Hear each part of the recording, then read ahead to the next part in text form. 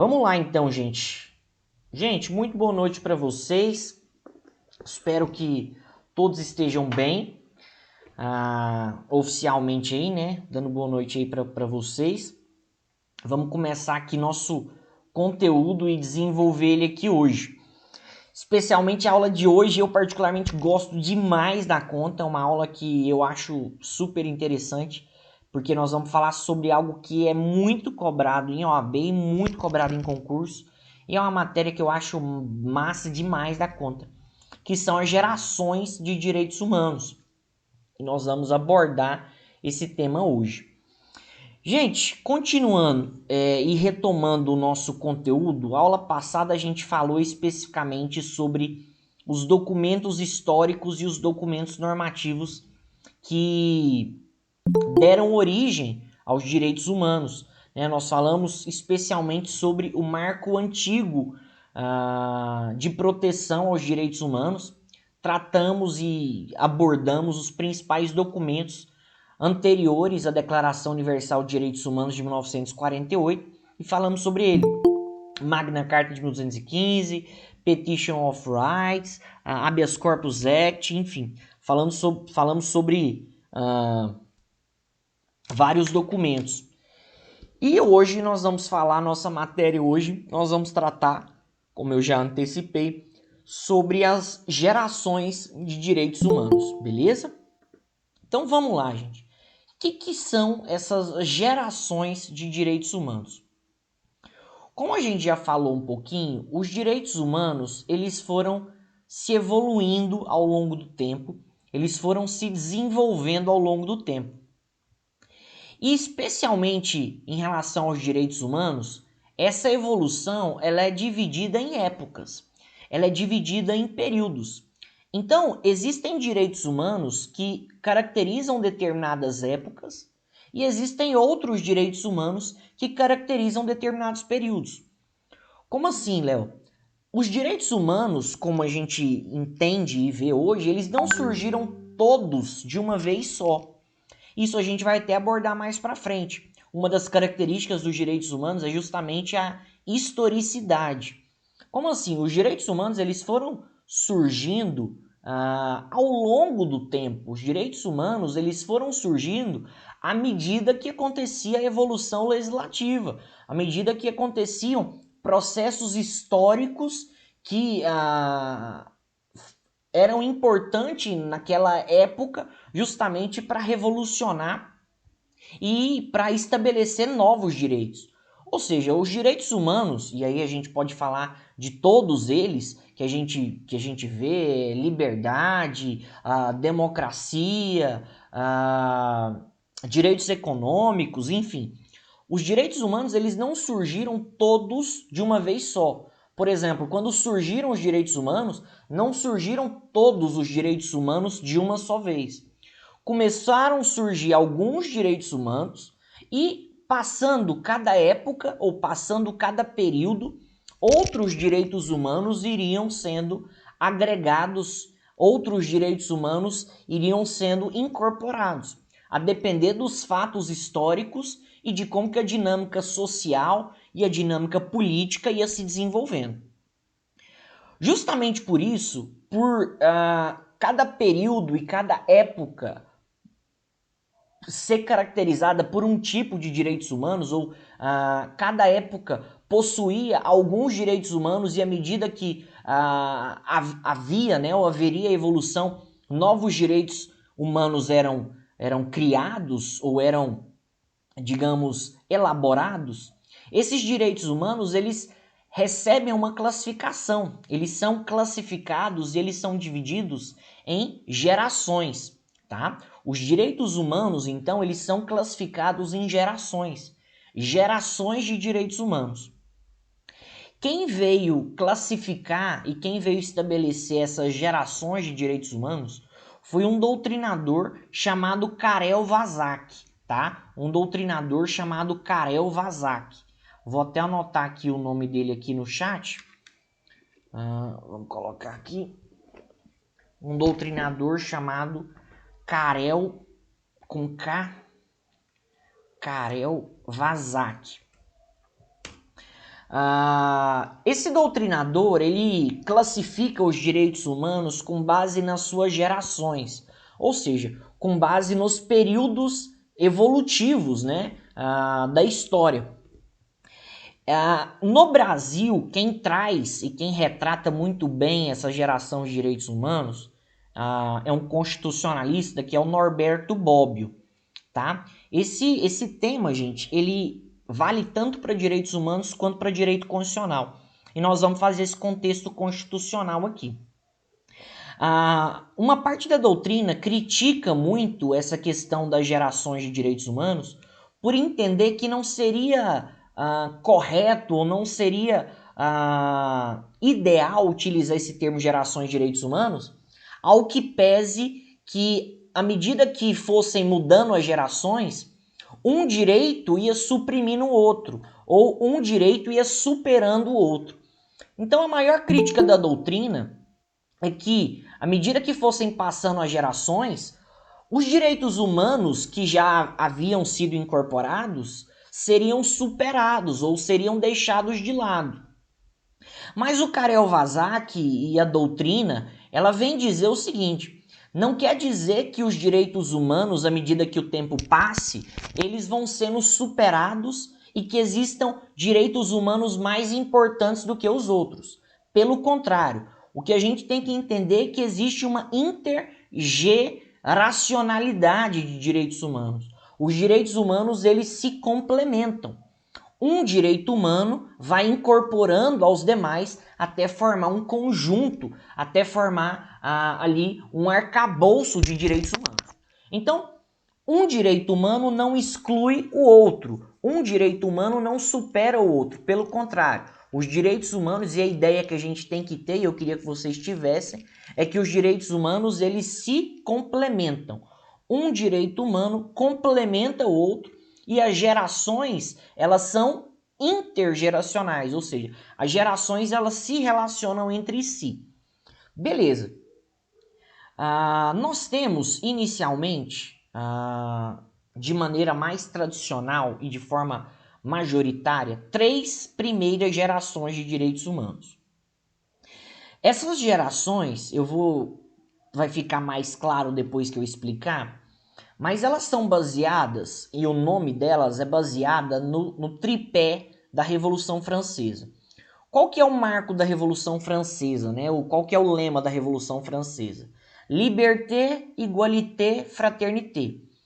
Como a gente está falando francês, pode utilizar até o biquinho, né, gente? Liberté, égalité, fraternité. E eu até cuspei aqui. O que é o lema da Revolução Francesa? Liberdade, igualdade, fraternidade. Então, liberdade, igualdade, fraternidade. Esse é o tripé da Revolução Francesa. E é justamente nesse tripé que é feita essa classificação de gerações de direitos humanos. Vamos lá. Primeiro nós vamos falar agora da primeira geração, tá? Primeira geração de direitos humanos. O que é essa primeira geração de direitos humanos? Essa primeira geração de direitos humanos, ela contempla e ela é marcada pelo surgimento dos direitos individuais, dos direitos do indivíduo. Basicamente, essa primeira geração dos direitos humanos, ela traz e ela estabelece os chamados direitos civis e direitos políticos, tá? Direitos civis e direitos políticos, ou seja, direitos civis, né, da pessoa, por exemplo, direito à liberdade, direito à locomoção, direito, por exemplo, ao nome, por assim dizer, e direitos políticos, tá? Direitos políticos, como o direito, por exemplo, do voto, ou o direito de participar da vida política do Estado. Esses direitos de primeira geração, eles são chamados pela doutrina de direitos de liberdade, tá? Essa primeira geração de direitos humanos é chamada pela doutrina de direitos de liberdade, tá? Direitos de liberdade.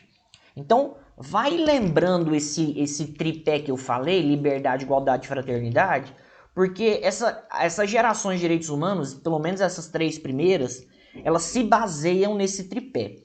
Então essa primeira geração de direitos humanos é caracterizada pelos chamados direitos de liberdade. E aí eu vou fazer um contexto aqui. Vocês já tiveram constitucional? Vocês já tiveram direito constitucional?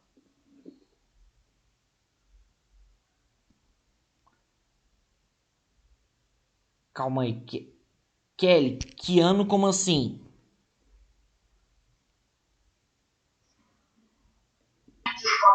Professor, que ano que surgiu essa primeira geração? Como é que é? Essa primeira geração foi em que período? Pós-Revolução Francesa, logo depois da Revolução Francesa. Pós-Revolução Francesa e pós-Revolução Americana, tá? Vamos colocar aqui século XVIII. Tá bom, obrigada. Tá? Século XVIII.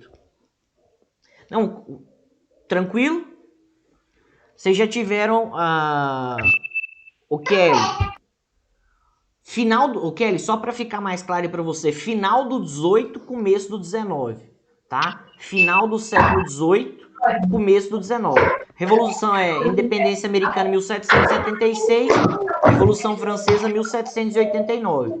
Esses primeiros eles começam a surgir no final do século 18, começo do século 19, a partir de 1800, 1810, tá? Então esses primeiros aí, final do século 18, começo do século 19. Deixa eu só fazer um contexto aqui para vocês. Constitucional, tá? O Estado, como a gente vê hoje, ou o Estado como a gente entende hoje, nem sempre foi assim, né? Hoje a gente vive no chamado Estado Democrático de Direito. Mas nem sempre foi assim. O Estado ele foi evoluindo, né? O Estado ele foi marcado por evoluções e por desenvolvimento. Antigamente, principalmente nessa época aí de surgimento desses direitos de primeira geração, a sociedade ela vivia no chamado estado negativo. O que é o estado negativo? Era um estado que não participava, era um estado que não assegurava direitos para a população, era um estado que ele não intervinha na sociedade. Era um estado, como a gente falou nas outras aulas, que era simplesmente governado por monarcas, por reis, tinha o poder absoluto e o rei era a figura central. Não existiam direitos que eram oferecidos aos cidadãos. A partir da Revolução Francesa e de vários movimentos, tá? Clamores, né, por parte da burguesia, revoluções por parte do proletariado, começa a surgir exigências dos cidadãos e da sociedade para quê? Para que o Estado ele oferecesse direitos, para que o Estado ele garantisse ao indivíduo determinadas liberdades. E aí liberdades individuais. E é justamente nesse contexto, tá, que surgem esses direitos de primeira geração, com a participação do Estado na sociedade, com a intervenção do Estado na sociedade, ainda que de forma tímida, ainda que de forma incipiente, mas garantindo alguns direitos. Direito à vida, tá? Direito à vida, direito ao nome, direito ao voto, direito à participação política dentro do Estado. Direito, tá? A exercer atividades comerciais, por exemplo, por assim dizer. Ou seja, essa primeira geração é marcada pelo surgimento de direitos individuais. E aí quando a gente fala direitos individuais, direitos inerentes ao indivíduo, direitos atribuídos ao indivíduo, tá? Ou seja, principalmente direitos civis, tá? Direitos civis, ou seja, em relação à civilidade, em relação à cidadania daquele indivíduo, daquele cidadão, e direitos políticos. Esses direitos, eles são caracterizados justamente pela liberdade. Então são direitos chamados direitos de liberdade. E o principal expoente aí dessa garantia desses direitos de liberdade foi justamente os Estados Unidos, tá? Foi justamente os Estados Unidos. Então, esses direitos eles são caracterizados pela liberdade, ou seja, são direitos e liberdades individuais. Então, essa primeira geração é chamada de direitos de liberdade, beleza? Vamos lá. Segunda geração de direitos humanos. Vamos lá. Segunda geração.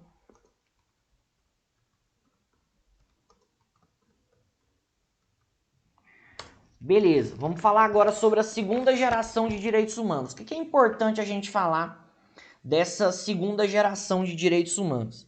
Essa segunda geração de direitos humanos, ela vem tratar e ela vem contemplar os chamados direitos sociais, direitos econômicos e direitos culturais. Então, quem estiver anotando, essa segunda geração de direitos humanos, ela vem contemplar e vem prever os chamados direitos sociais, direitos econômicos e direitos culturais.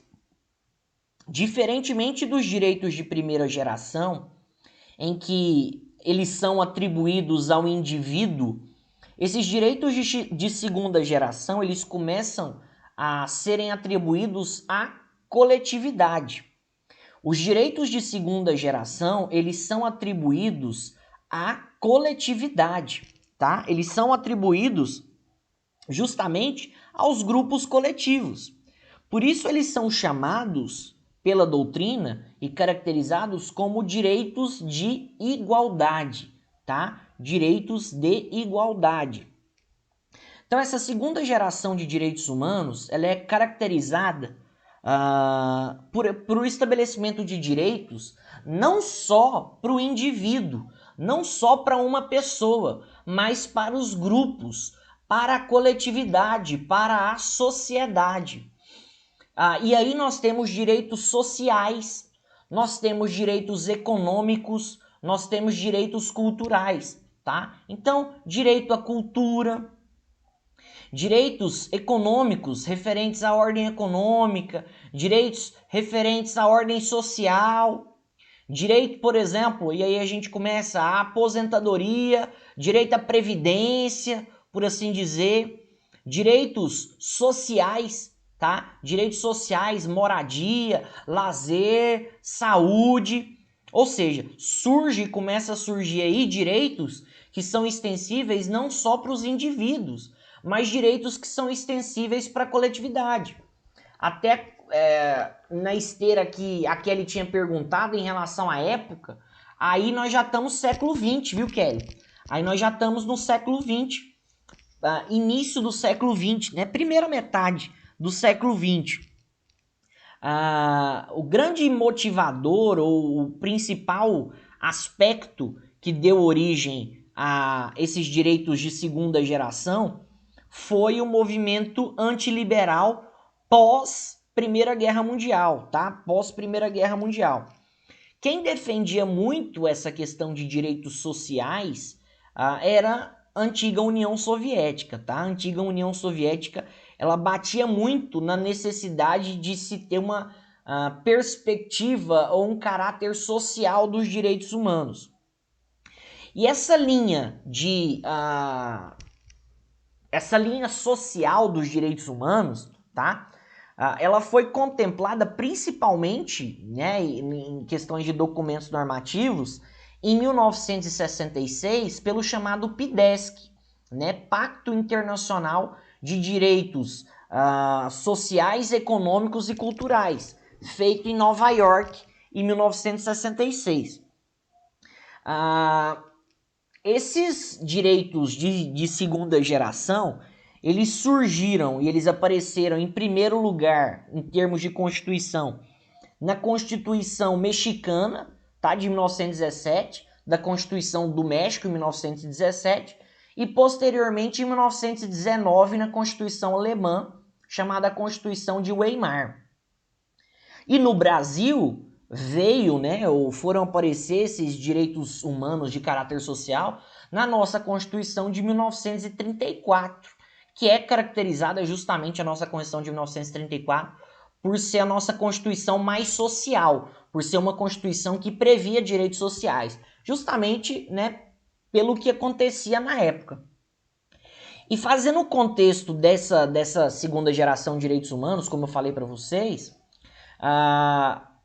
o Estado que antes era negativo, que não intervinha, ele passou a ser um Estado positivo.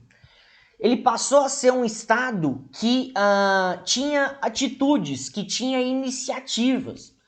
O Estado positivo era o Estado que participava da vida do cidadão. Era um Estado que oferecia direitos, era um Estado que previa garantias para o cidadão. E ele começa a oferecer justamente ao cidadão, né, envolvido na sociedade, começa a oferecer para a sociedade justamente esses direitos de cunho social, de cunho econômico e de cunho cultural. Sendo que passa a ser estendido para a coletividade, tá? Direitos de igualdade. Por isso que essa segunda geração de direitos humanos, ela é caracterizada e chamada como direitos de igualdade.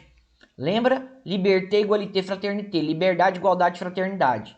Segunda geração de direitos humanos, direitos de igualdade, tá? Direitos de igualdade. Ou seja, essa segunda geração de direitos humanos, ela é pautada na igualdade. Por que pautada na igualdade? Pelo oferecimento à coletividade de direitos sociais, econômicos e culturais. Ou seja, eram direitos que agora eles não eram mais limitados ao indivíduo, mas eles eram extensivos e abrangidos pela coletividade, tá? Pela sociedade. Por isso chamado de direitos de igualdade. Beleza?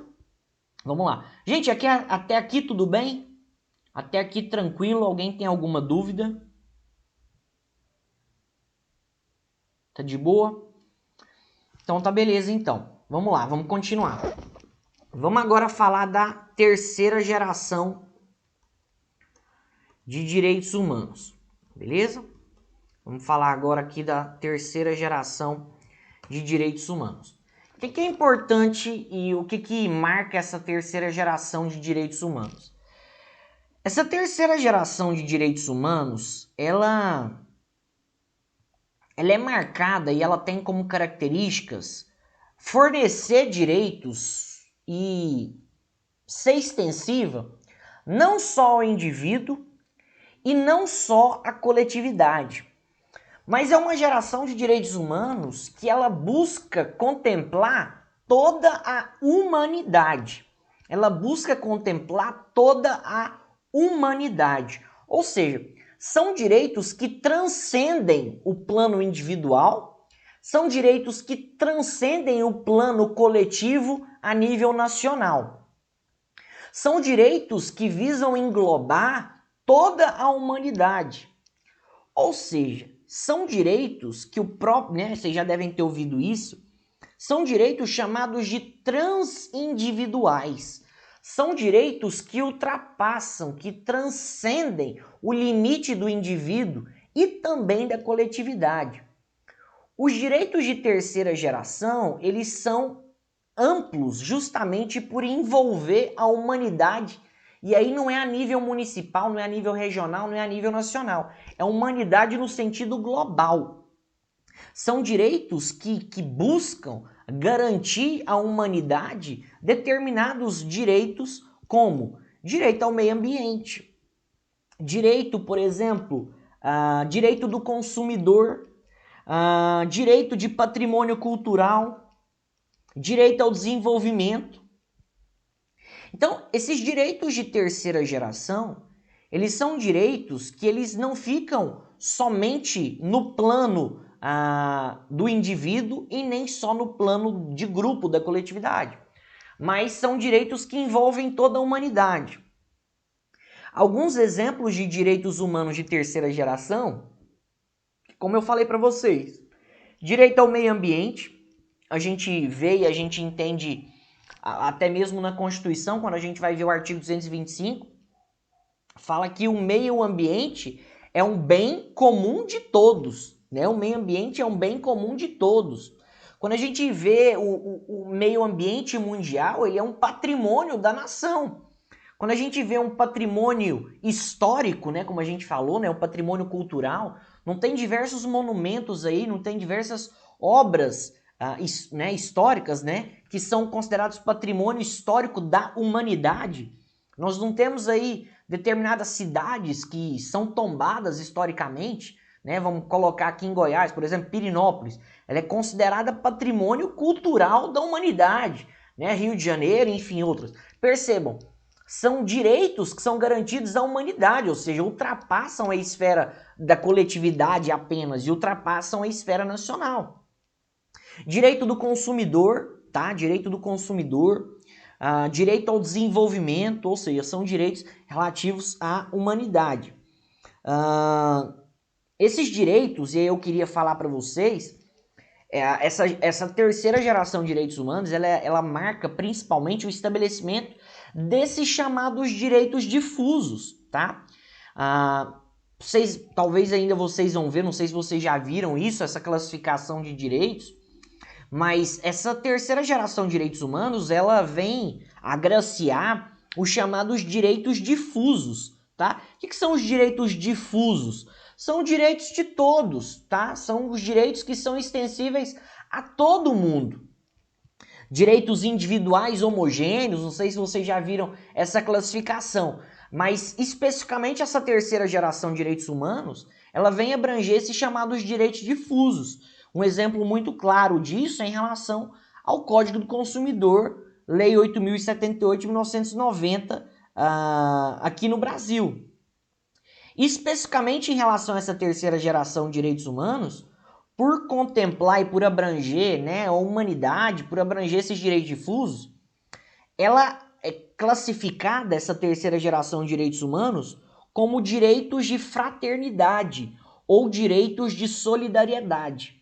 Ou seja, a ideia marcante ou a ideia principal dessa terceira geração de direitos humanos é justamente a fraternidade, a solidariedade, tá? Então percebam, em relação a essas três primeiras gerações de direitos humanos, nós temos direitos de primeira geração, são os chamados direitos de liberdade.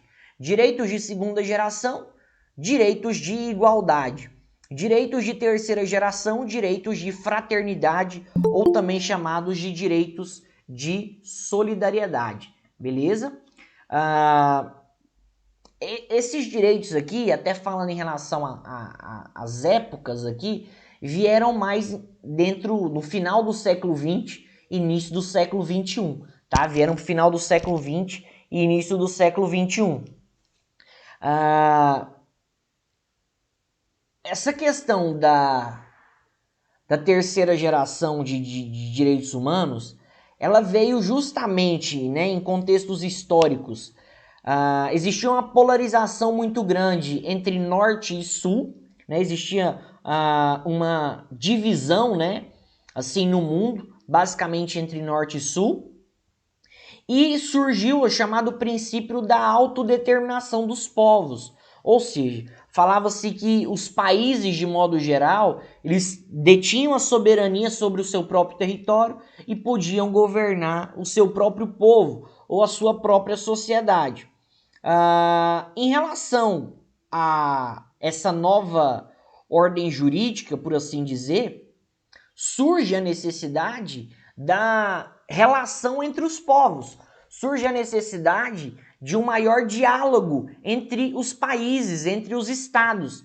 A partir desse momento que os países, que os estados, eles começam a se relacionar, começa a existir mais diplomacia, começa a existir maiores relações entre países e entre povos, por assim dizer, começa a surgir essa necessidade de direitos que sejam extensivos por toda a humanidade. Alguns documentos que nós temos aí, nós temos a Convenção de Proteção ao Patrimônio Mundial, Cultural e Natural de 1972, Convenção sobre a Diversidade Biológica de 1992 e Declaração sobre Direito ao Desenvolvimento em 1986. Em relação, então, esses três documentos que marcam essa terceira geração de direitos humanos. Essas três gerações, e eu queria só fazer uma pausa aqui, essas três gerações de direitos humanos fazem parte da classificação mais tradicional, tá? Fazem parte da classificação até mesmo doutrinária que é unânime em relação a isso. Não existe divergência em relação a essas três primeiras gerações de direitos humanos, tá? A doutrina, de forma majoritária, ela considera e ela reconhece essas 3 gerações de direitos humanos dessa forma. Só voltando aqui, fazer um contexto aqui, que eu esqueci de fazer o contexto dessa 3ª geração de direitos humanos. Antigamente, então, nós tínhamos um estado negativo, passamos para um estado positivo, e depois disso começa a surgir o chamado estado do bem-estar social. Tá? O que é o estado do bem-estar social? Era um estado que, além de garantir direitos, era um estado que, além de oferecer garantias para a sociedade, ele começava a introduzir dentro da humanidade determinados direitos que fossem extensivos para todos. Era um estado ideal, era um estado que tinha como objetivos justamente alcançar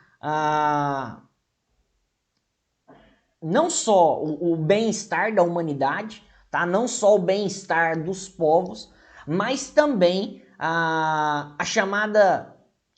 E aí, enfim, vou fazer uma paráfrase aqui de uma doutrinadora que é bastante conhecida, que é a Flávia Piovesan. A Flávia Piovesan fala que em determinado momento surge o chamado estado transnacional. Ou seja, o estado do bem-estar social é aquele que quer garantir para o indivíduo quer garantir para a sociedade as melhores condições e garantir não só a nível nacional, mas garantir a nível internacional também. Ou seja, é um estado que ele não fica restrito a garantias e direitos somente daquele país, mas também direitos e garantias provenientes de outros estados, até mesmo de outras nações. Beleza, vamos caminhar aqui. Dito isso em relação a essas 3 gerações de direitos humanos, que existe uma pacificidade em relação ao que é previsto em relação a essas 3 gerações, surge, e aí é necessário a gente falar de 2 próximas gerações de direitos humanos, que são a 4ª e 5ª geração de direitos humanos. Gente, fazer um parênteses aqui e pedir a licença para falar não só como professor. Se vocês forem pegar livros de direitos humanos, tem doutrinador aí que coloca 7, 8 gerações de direitos humanos. Porque cada doutrinador é livre para estabelecer aquilo que bem entender. De forma pacífica, nós temos essas 3 gerações de direitos humanos. E de forma, vamos colocar aqui, ver a palavra que melhor se encaixa aqui. Em relação à construção, nós temos a 4ª e a 5ª geração de direitos humanos mais bem construídas. Ou seja, há uma previsão clara de 5 gerações de direitos humanos. E aqui nós vamos tratar das 5.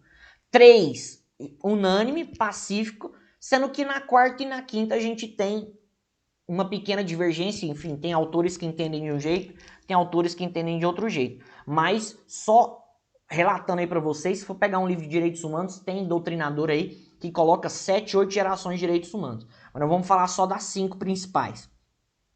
Então, assim, falando aqui da 4ª geração de direitos humanos, e aí vou dar o nome, né, e o crédito aqui para cada doutrinador para ficar claro e para mostrar que tem divergência.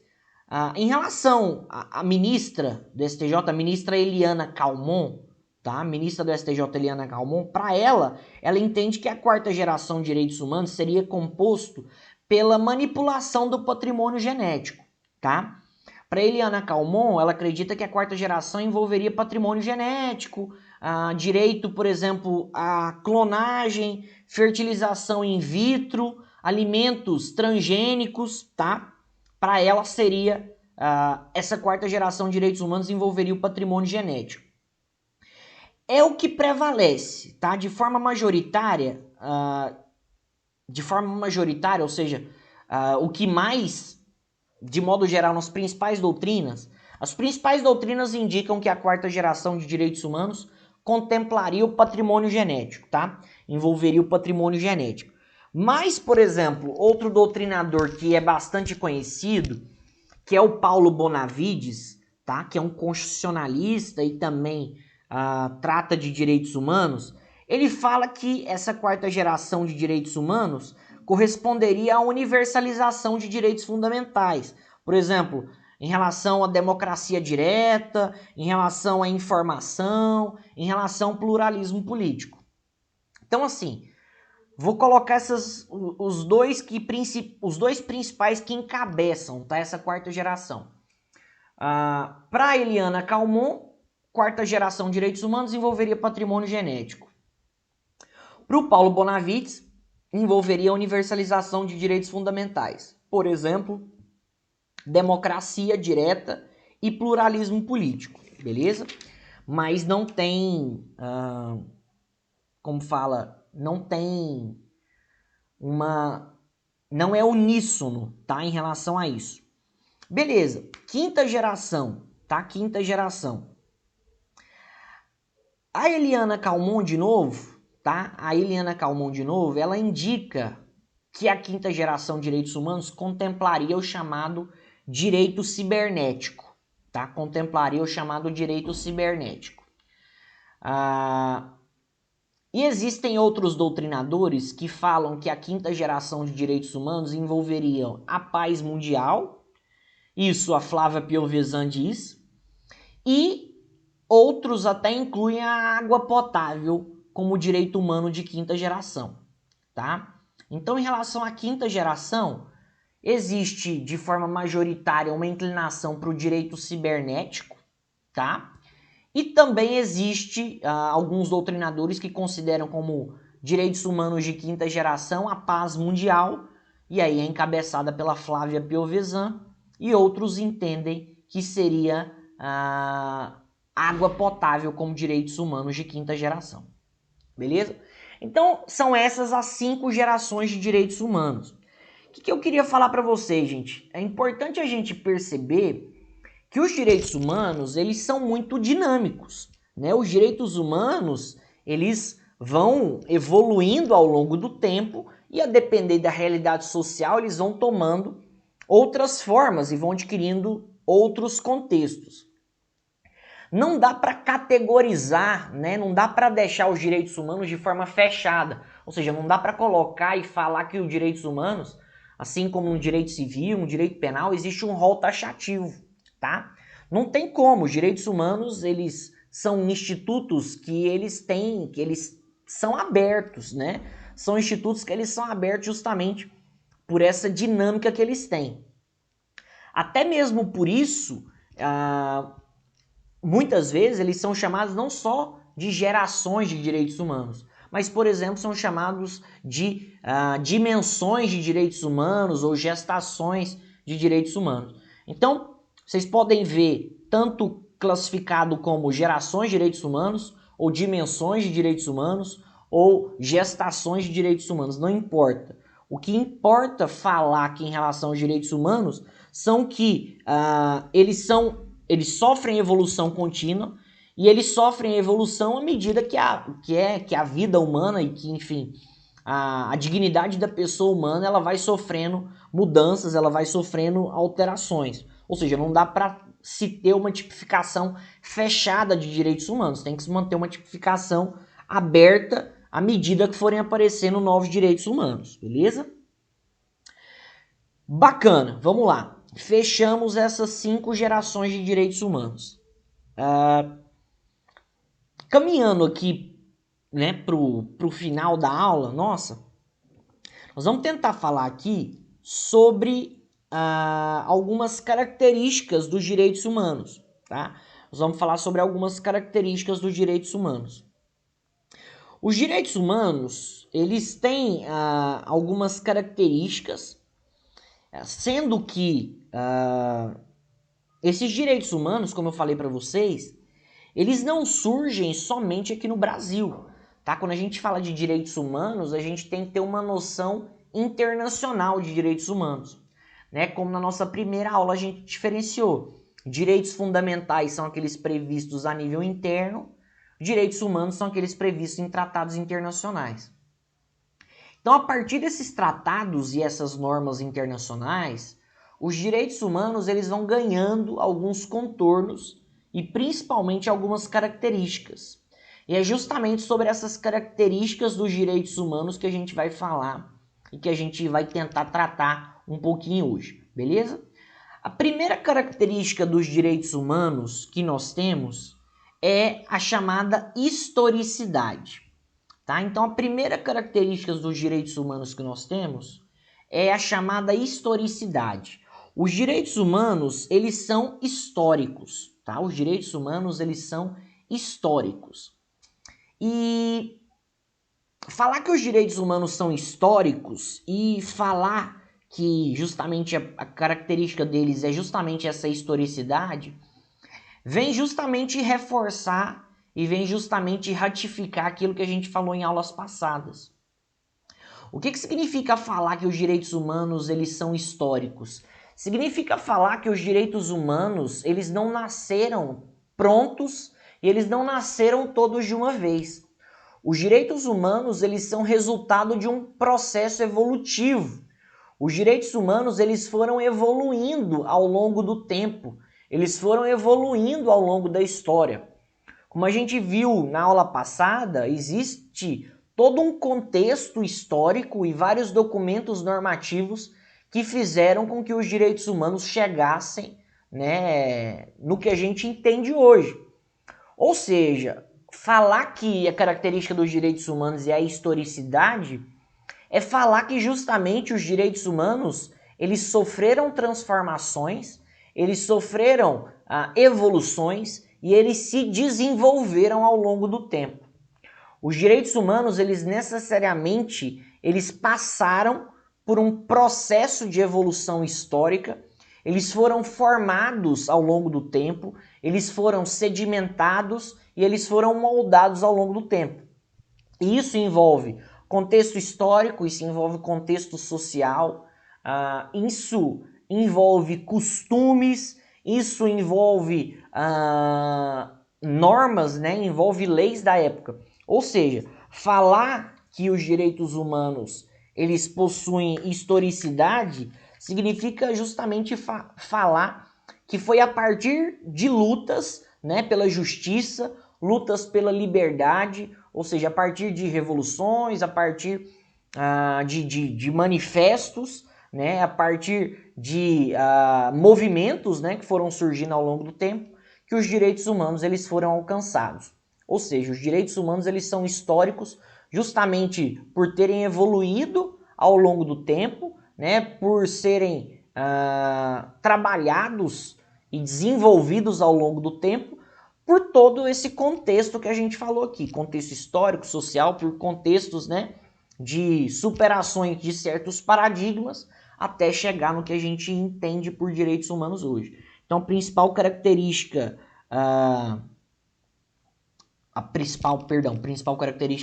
a primeira característica dos direitos humanos que nós temos é a historicidade. Os direitos humanos, eles são históricos.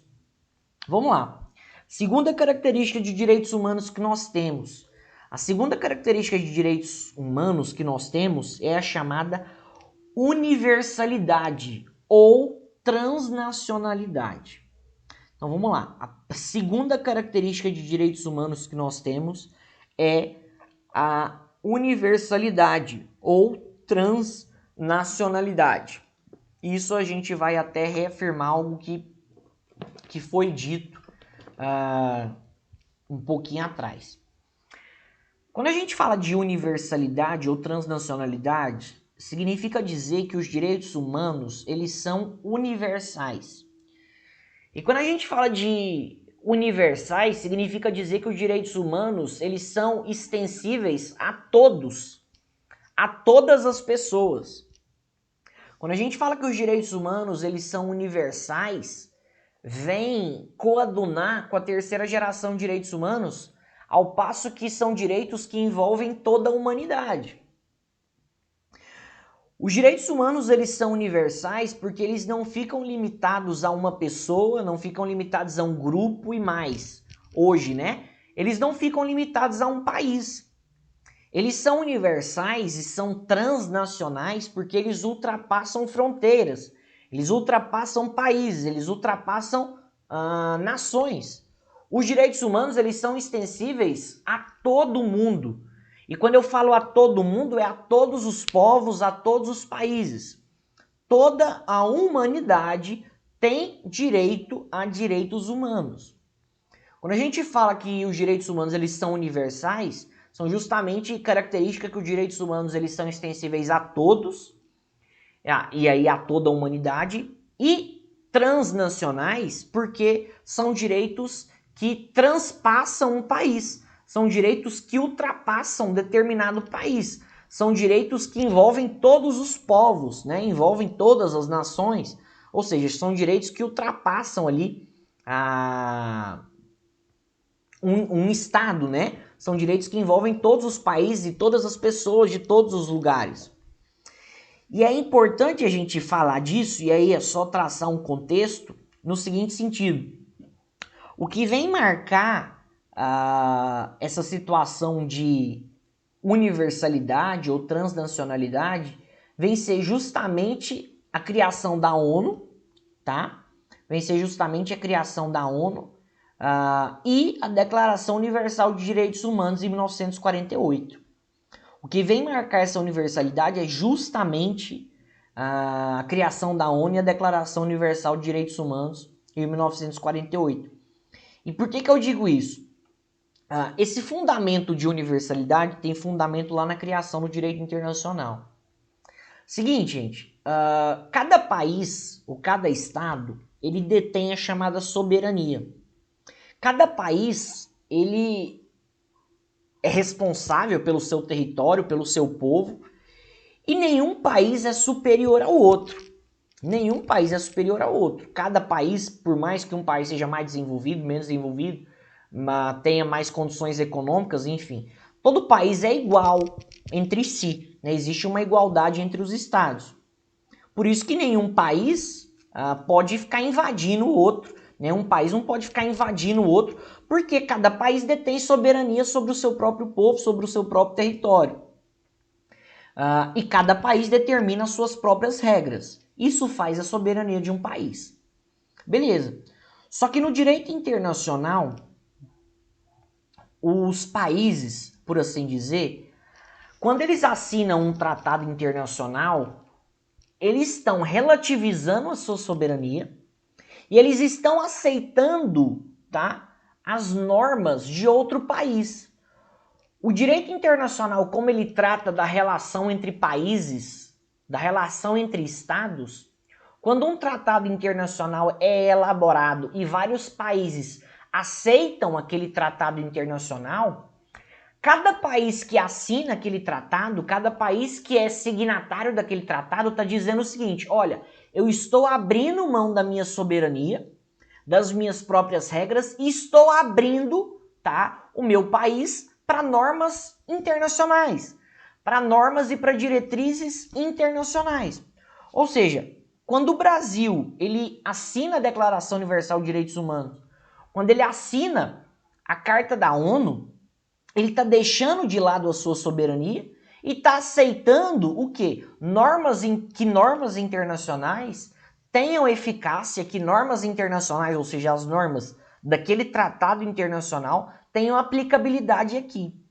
E é a partir do consentimento, a partir da recepção dos países ou pelos países desses tratados internacionais é que os direitos humanos passam a ser extensíveis para toda a humanidade.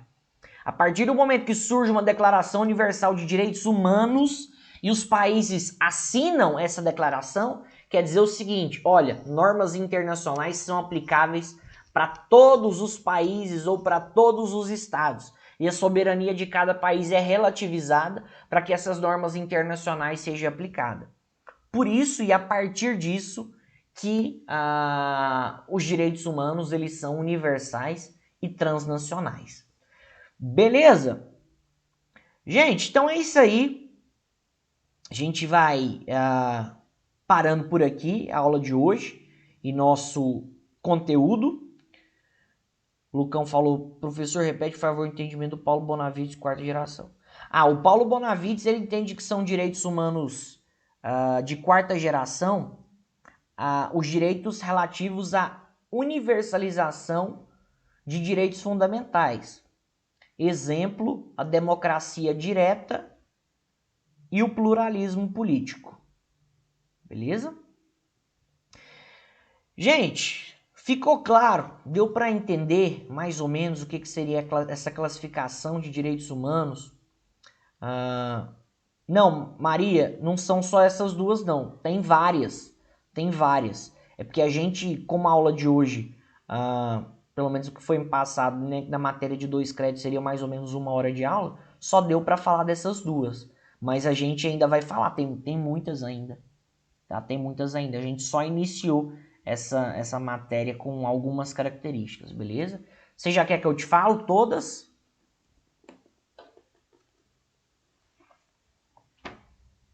Não?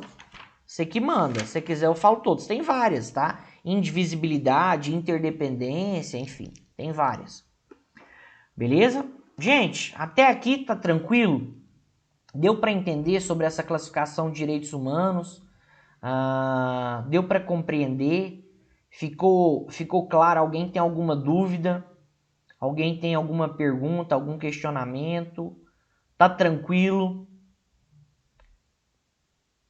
Tá beleza? Gente, até perguntar aqui para vocês, sempre bom ter um feedback. Gente, tá tranquilo em relação, assim, à matéria? Não sei se a matéria vocês estão achando meio chato ou se tá de boa, assim, tá dando pra, sei lá, achar legal a matéria ou vocês estão achando tá muito chato, tá meio assim ou tá tranquilo? Enfim, é porque esse começo é mais assim, tá, gente? Nessa questão histórica, nessa questão de evolução e tudo mais. Mas espero que de alguma forma vocês estejam gostando, né? Ou pelo menos tendo um pouquinho de afinidade com a matéria, tá? Não sei se era mais ou menos aquilo que vocês imaginavam que era direitos humanos, tá? Mas, enfim, é porque tem muito, né, essa questão de evolução, né, documentos normativos, essa classificação, tá? E a gente vou sempre tentar aplicar para nossa realidade, né, e sempre tentar trazer com o contexto constitucional também, beleza? Gente, então valeu demais, fica com Deus, Deus abençoe. Ótima semana para vocês, que vocês tenham uma semana abençoada aí, que Jesus possa iluminar, abençoar todo mundo aí. E qualquer coisa, estamos à disposição, tá bem? Fica com Deus, sempre um prazer aí estar com vocês aí, tá bem? Valeu demais, fica com Deus, Deus abençoe, ótimo.